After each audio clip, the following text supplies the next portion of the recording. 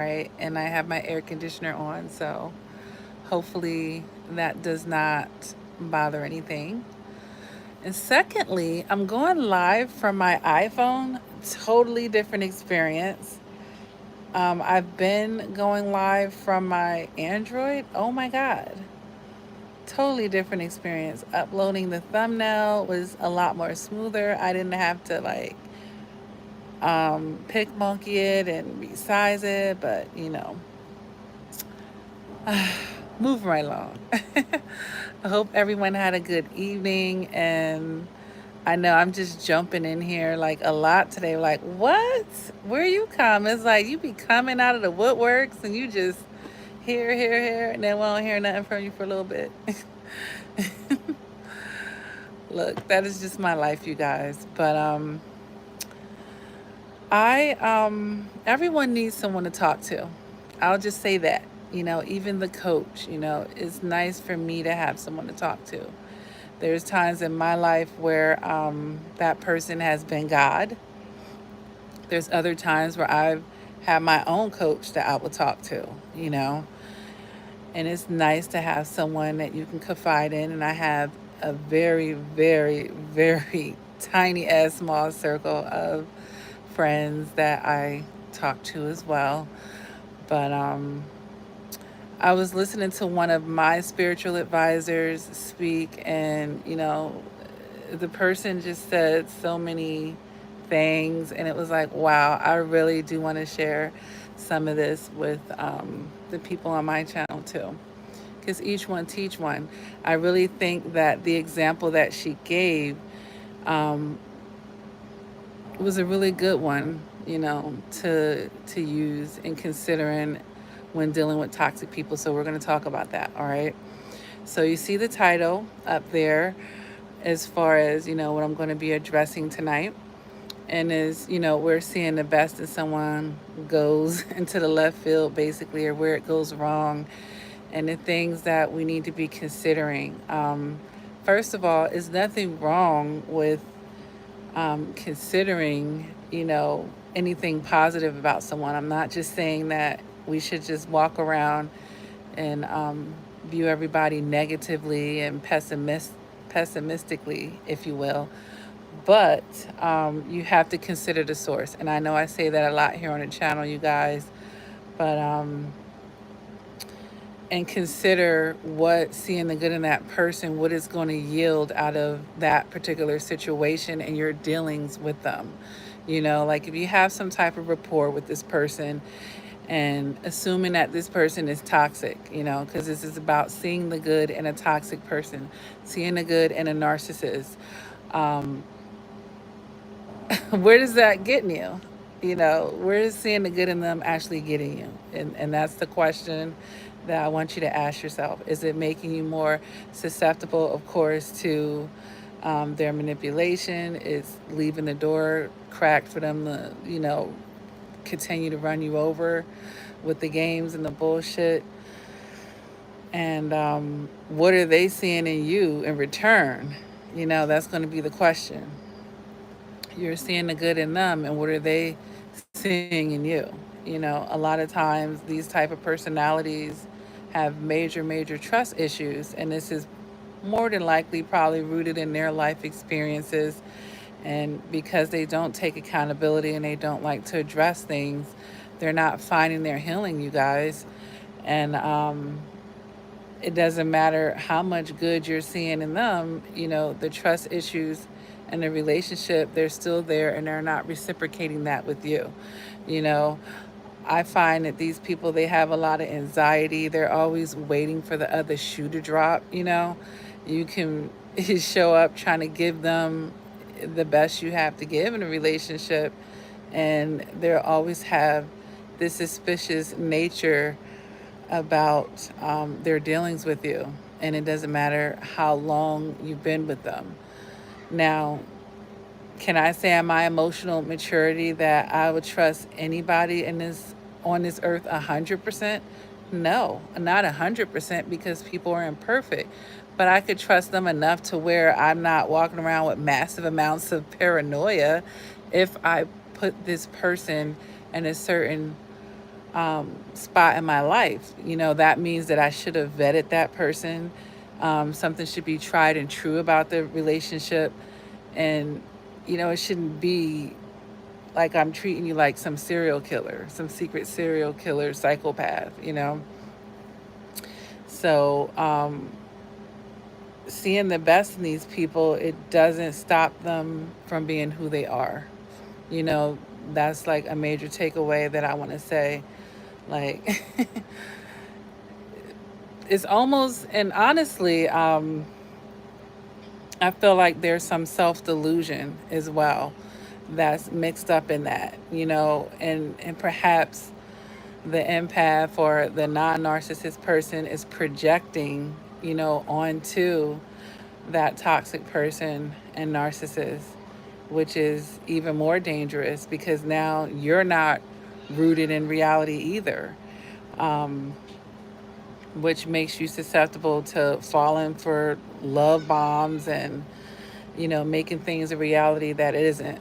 But back to the example that the spiritual advisor was given to someone else. Actually, I'm listening to them help someone else out in their situation. I'm like, wow, yeah.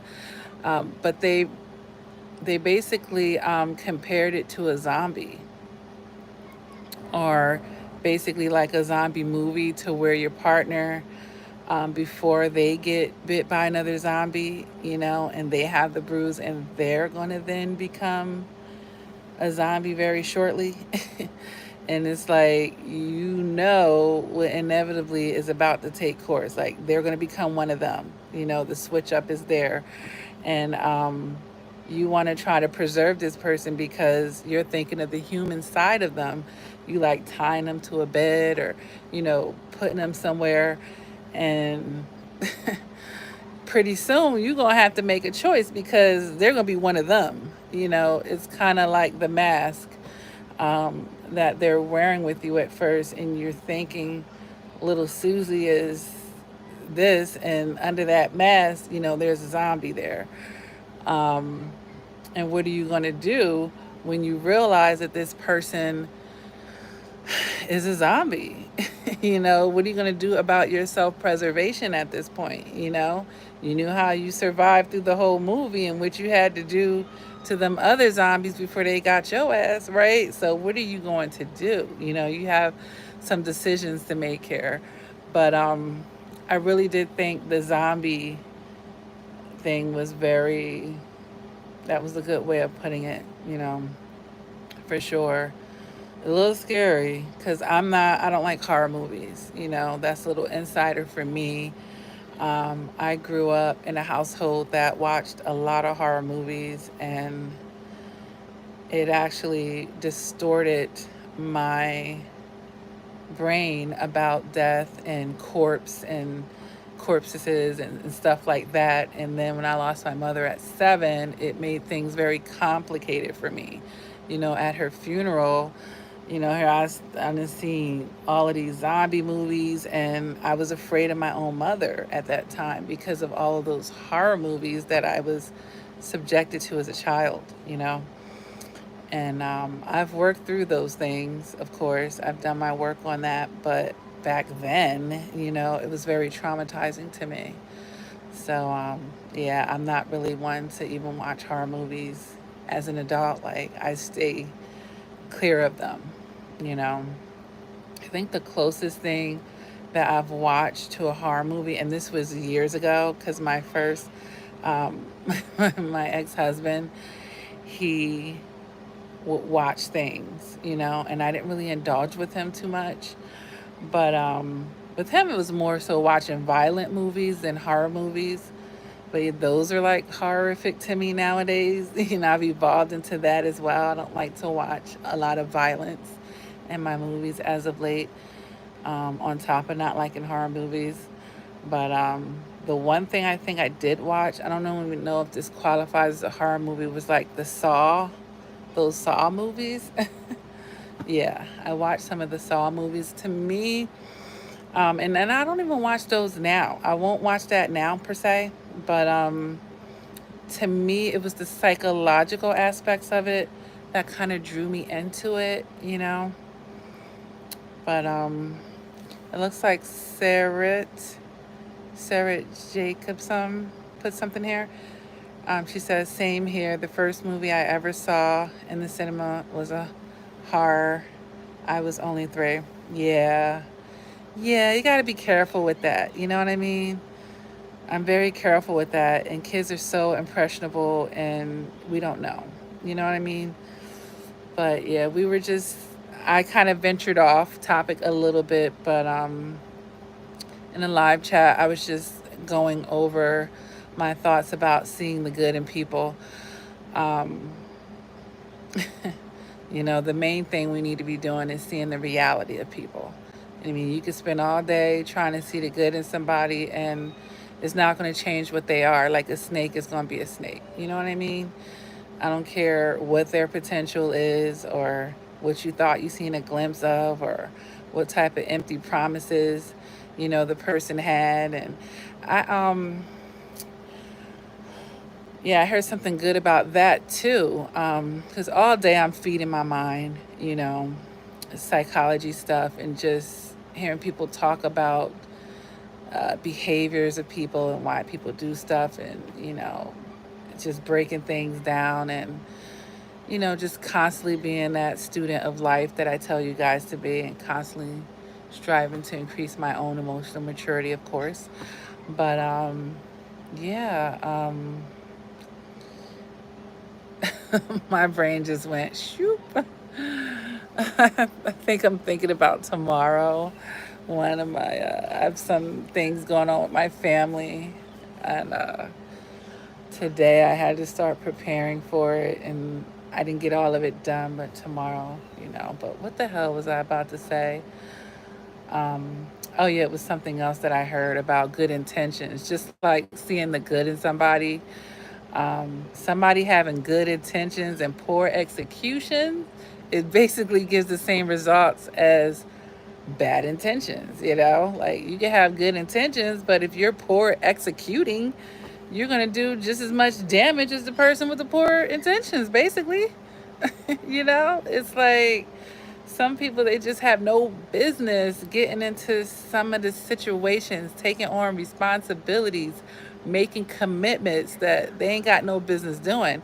And this goes for the narcissists and toxic people that don't want to do the work before they go attach themselves to other people, and then they expect this beautiful, wonderful relationship when then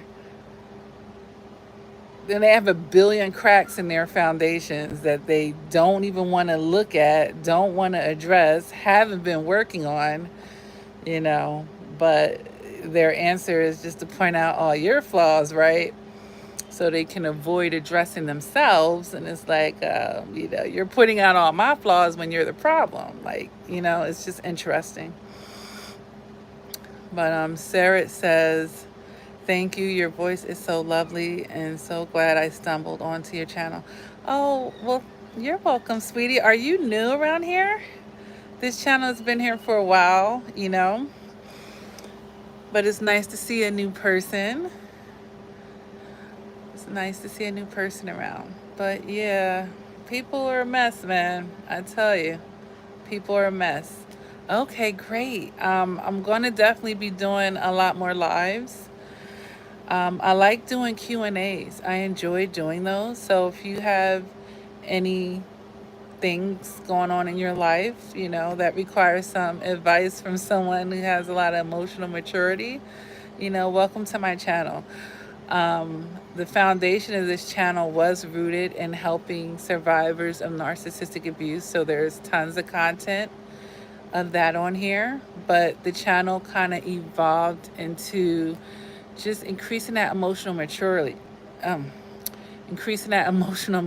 generally speaking, because that's really the root of everything, honestly.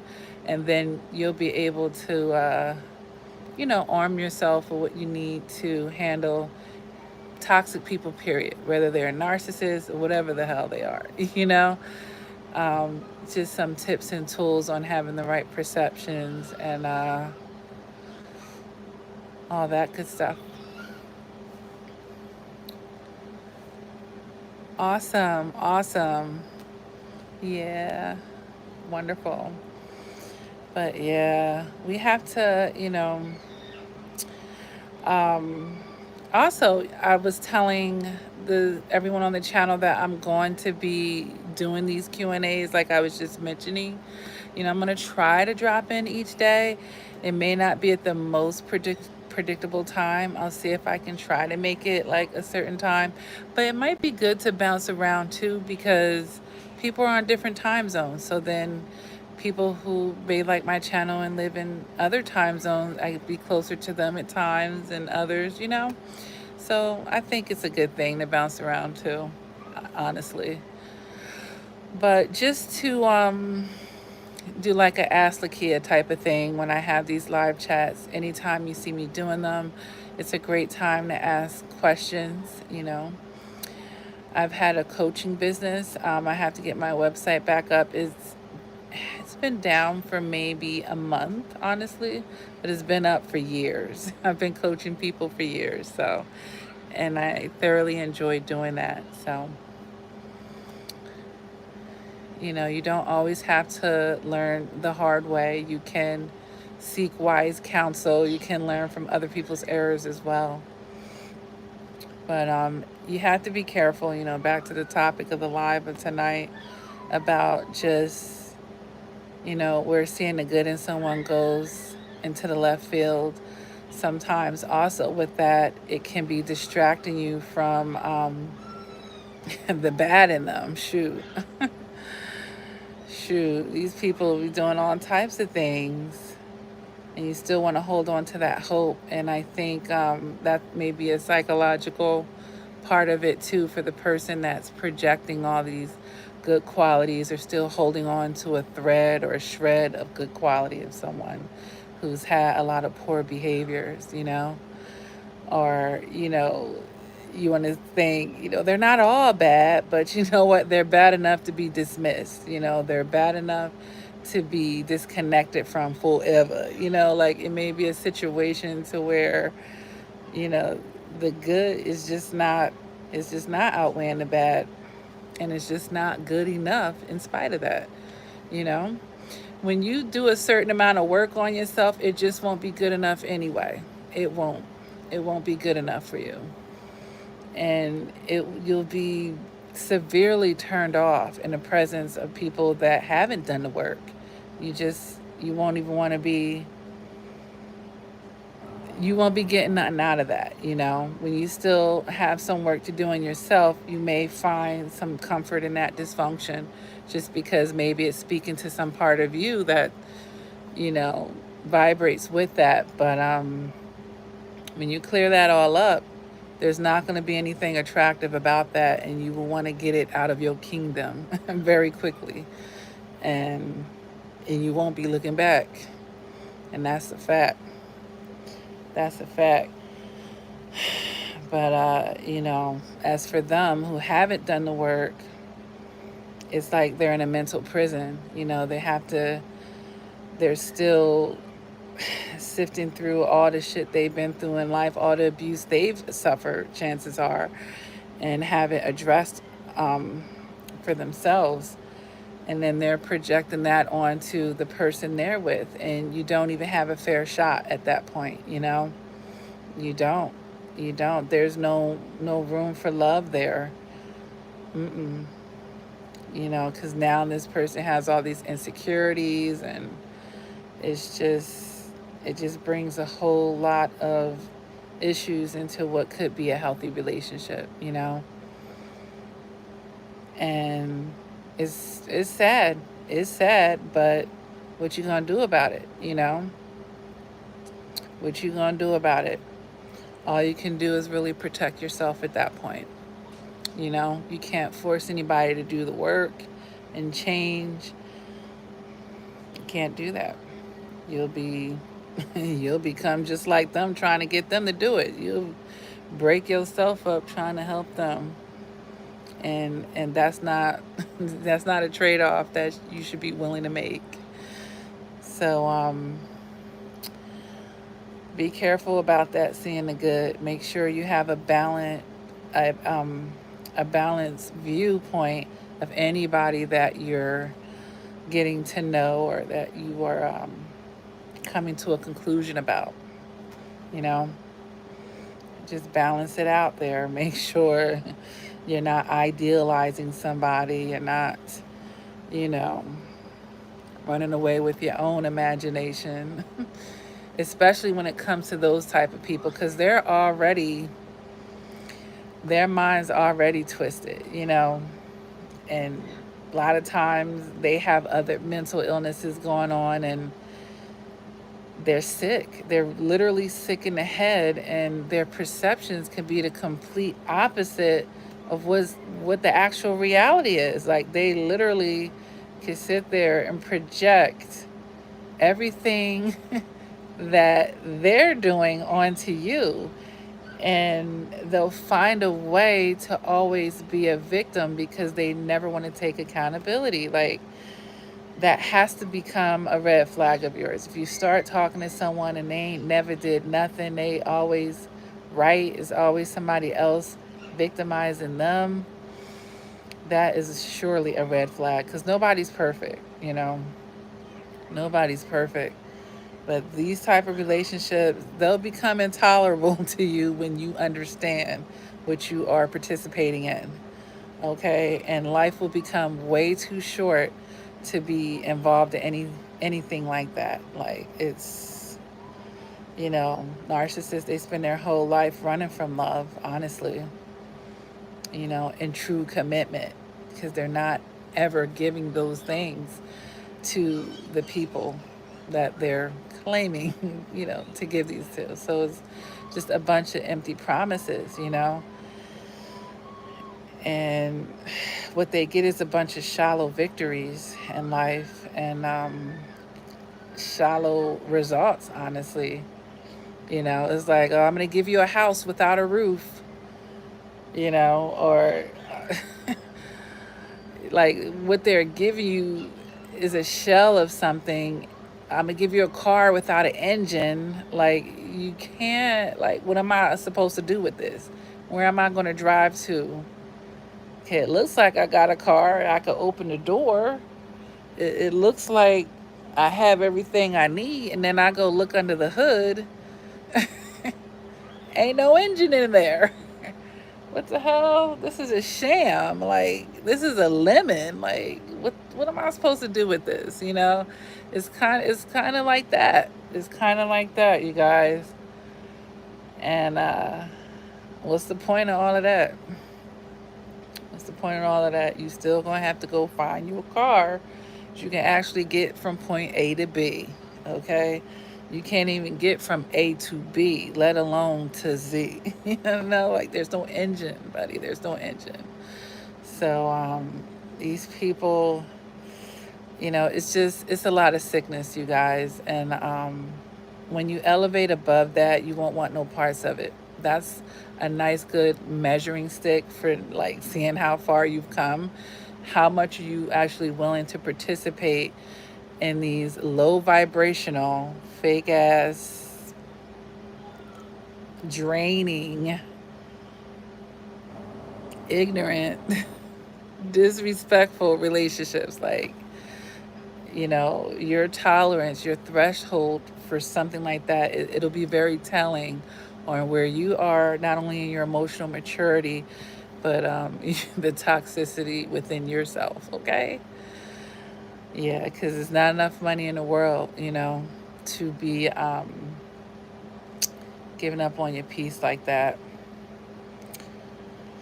And another thing I'll point out, while you're seeing the good in them, they're looking at you like you're the zombie. I spent time talking about the zombie and how they turn into that, because it's like a Dr. Jekyll, Mr. Hyde type of thing. That you're experiencing with them when they're love bombing you versus a devalue and discard,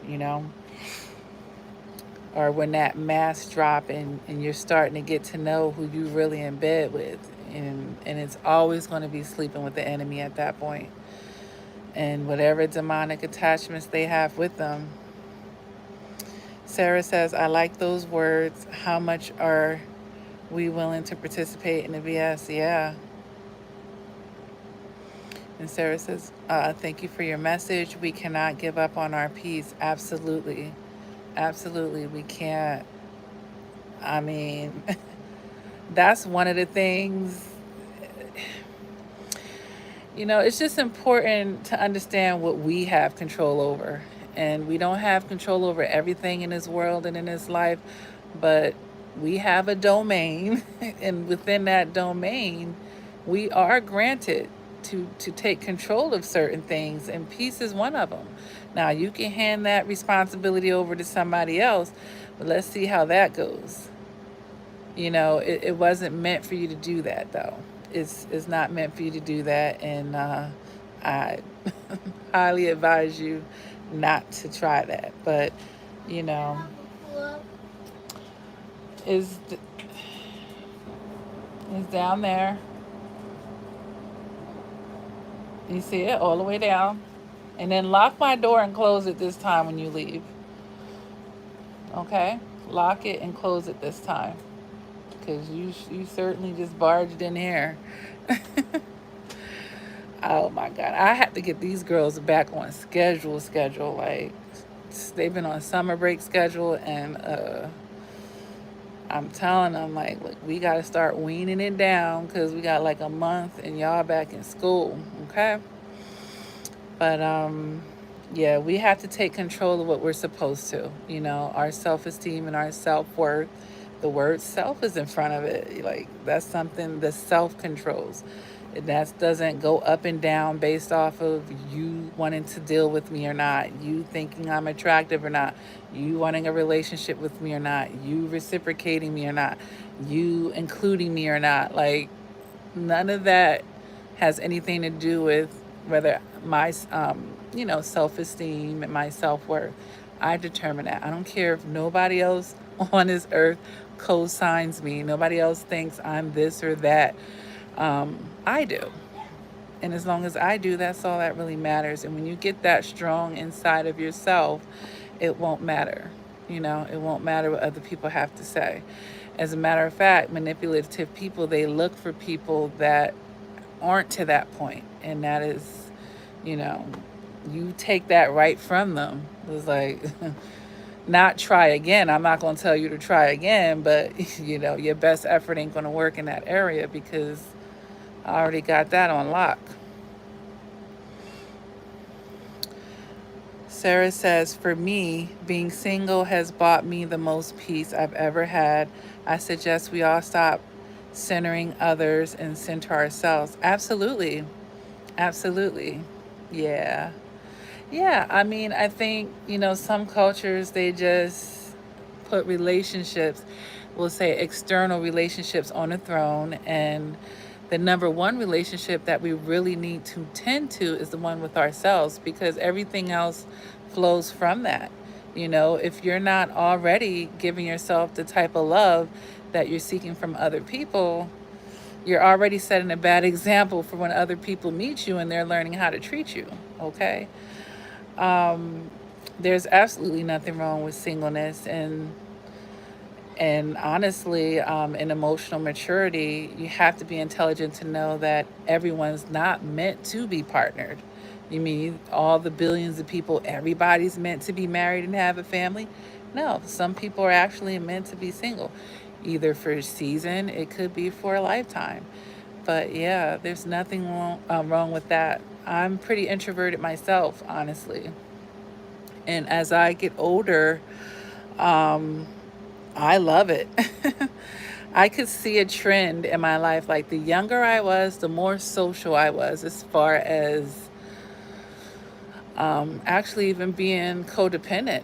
I had to heal myself from codependency in my adulthood when I seen that part of myself. Yep. And I did the shadow work for that.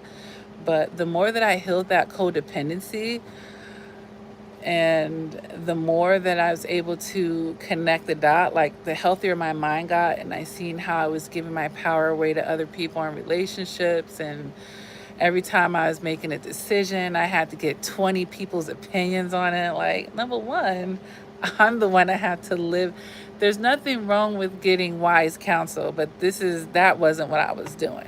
I was trying to get acceptance. And a part of that is sometimes when you allow other people to make decisions, you think you don't have to take accountability for it. It's like, well, you told me to do it, but you listened, you chose that. It's still going to be your consequence. So, um, looking for acceptance and just things that I really needed to deal with myself. And once I healed all those things, I felt, my mind just operated different.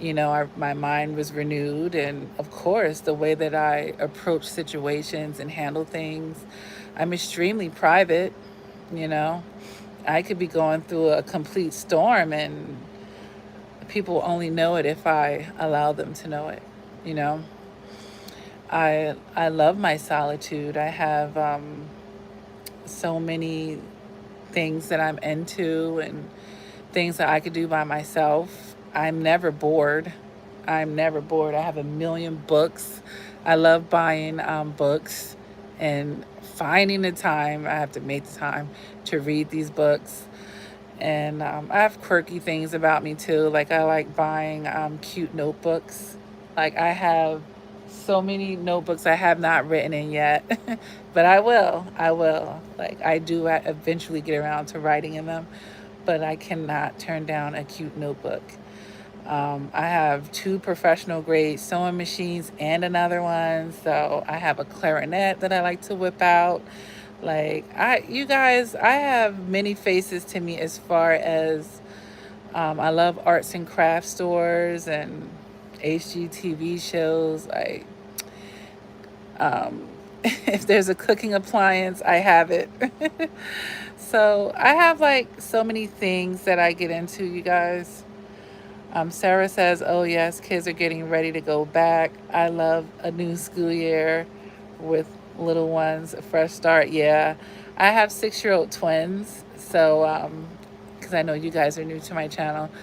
Um, and they're the ones, they completed kindergarten. They're going into first grade. So one of them is like, is it time to go back to school? I'm like, is this the one towards the end of the school year that was like, do we have to go? Do we have to go? I don't want to see Miss Popolowski. I was like, well, she's ready to go back, so that's good. So I'm going to encourage that. On Instagram, actually, I seen something really cute. And when I move into my bigger house, I think I might do it. They made it like a calming corner. It was so cute. I followed this girl called Mika on Instagram, which is so cute because my family called me Mika when I was growing up. So I was like, oh, that's so cute. But either way, this girl is super crafty and she goes to the Dollar Tree and she makes all types of stuff. Our lifestyles are a little bit different. She's a stay-at-home mom. I mean, I do work from home, but I work from home. Like, I work. I work in finance, so yeah, I'm not just lollygagging. But she makes a lot of cute crafts, you guys. And yeah, she made a calming corner for her daughter, and it came out so dope. I recommend looking her up on Instagram if you like looking at like crafting ideas and whatnot. But yeah, yep. But back to the topic. Talking about seeing the best in people. Seeing the best in a toxic person, all right, or a narcissist. You know, make sure it's realistic, because their best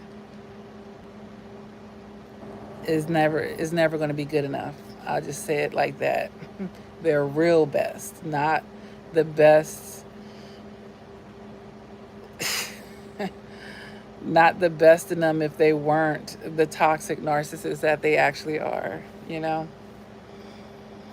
Sarah says, calming corners are awesome. Working from home is hard, girl. I love to craft too. I have to look up the ideas from your friend. Have a good night, you guys. All right. Thanks for stopping in. Thanks for stopping in. Yeah, her calming corner was so adorable. Oh my God. And she did it pink. Like, pink is my favorite color. So I would totally be pinking out the girls' calming corner as well. It was nice. It was very nice. She had like a drape thing come down from the ceiling, and then she put a cute little kid size pink um, recliner, if you will, something like that. Yeah. And then she had all these sensory toys and some books, and everything was so color coordinated, and this cute little pink furry rug underneath it with long grains. My whole thing is, I'm like, her daughter must be a neat freak because the twins, uh, I don't know. Like, every day I have to make them clean their room. Like, they get into stuff. I'm like, can I do that with them? Will they just mess that calming area, like turn it into a chaos corner? Oh my God. I'm like, they got to calm down. They really have to calm down. But I don't know. Is there anything else you guys want to talk about? I just really wanted to make that point. It could be someone's major downfall. Seeing the good in somebody where they need to see the reality. Like, just make sure that you're not being delusional and living in illusions or wearing those rosy colored glasses. Like, you don't need to be seeing the good in them at that point. You know, you need to be seeing the reality of the situation. To me, it's like a misfocus at that point. Like, why are you trying to see a good in this narcissist? I mean, I guess it depends on if for some reason, because I know everyone's not trying to leave their narcissist. There are some people that may be literally married to a narcissist and they've decided to stay. You know, maybe it's non-violent, or maybe their narcissism is lower on the scale, something that they can tolerate. I don't know. There's many reasons why people do things. And then, you know, you find ways to cope with it at that point, if that's your situation, you know. But for everyone else that's willing to go no contact and, you know, end the situation, don't worry about seeing the good in that person. Just hold on to the good you still have left in you after dealing with such a person, and make sure you're nurturing that and building that back up and restoring yourself and renewing your mind, you know, so that you're not running in those cycles again, because seeing the good could do just that. You start glamorizing them and seeing the good, and next thing you know, you're breaking no contact. They can put a toe in the door, which is a foot in the door, and next thing you know, they stepping back in the door, and here we go again. You know, here we go again. So, and it's also just encouraging, you know, that unrequited theme again. You know what I mean? Like, here you are seeing the good in somebody that's seeing the worst in you, you know, who's trying to do all types of horrific things in your life. You know, it kind of reminds me a little bit of a Stockholm syndrome type of energy at that point, you know, where people are seeing the good in their abusers, if you will.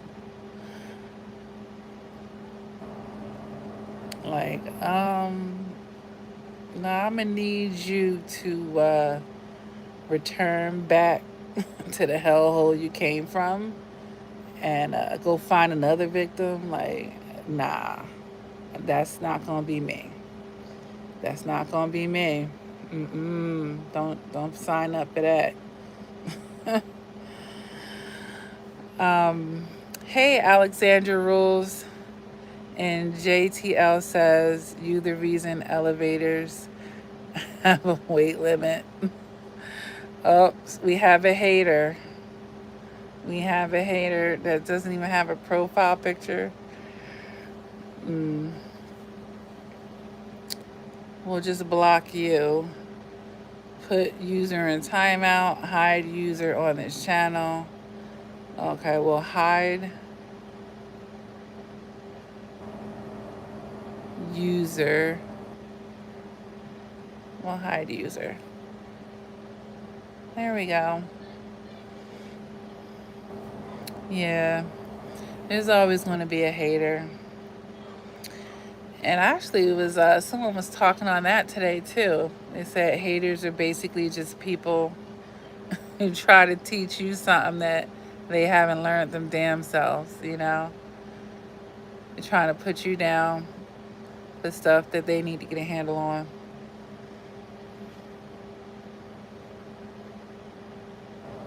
Yeah, that's crazy.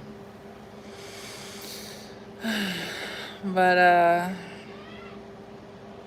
yeah, at the end of the day, you guys, it really is what it is with these people. It really is what it is. And the good, from that encounter or interaction is really just allowing it to be a catalyst for you to reconnect with yourself, all right? And take those lessons and whatever lights they was shining on and any cracks of your foundation, not theirs, yours, you can then take note of it if you're willing to be real with yourself and have that self-awareness.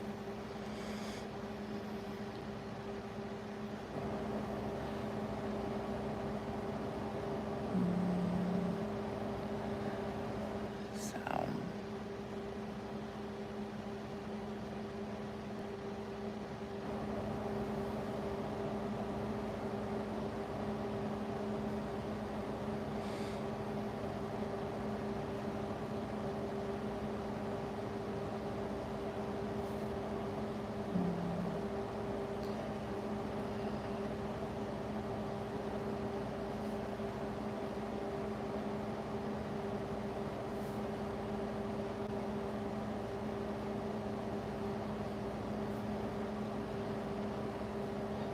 sheesh.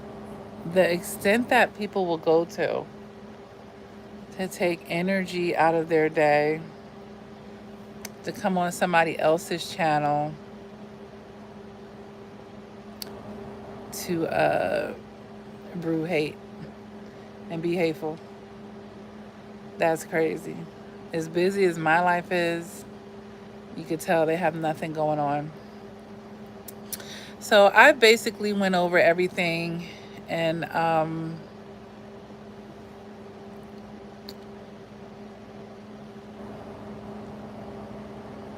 basically went over everything that I needed to talk about with this.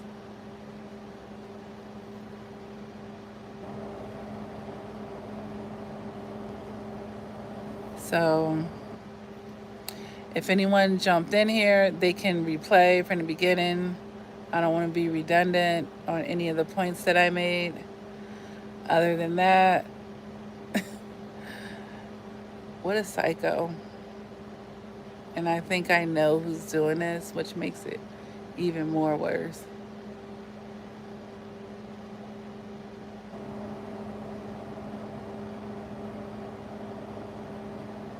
And my phone's getting low on energy. Put on charger. But thanks for tuning in, you guys.